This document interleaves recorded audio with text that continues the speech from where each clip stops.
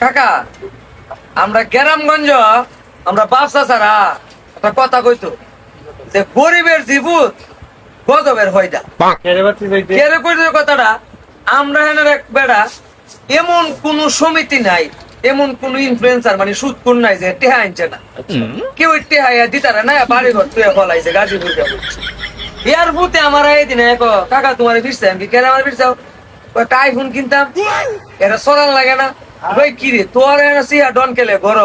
তুই হরবে আল্লাহ বিল্লাহ তুই ঘুরস আইফোন আনিছে আনোয়ার 5 গাড়ি কিনতে এরপরে আমি কই উই রে দাদা রাজা বাচ্চা কই তো যে গরিবের জীবন গজবের হয়দা কি গজব দিয়ে আমার সামনে কারা এটা কি করন লাগে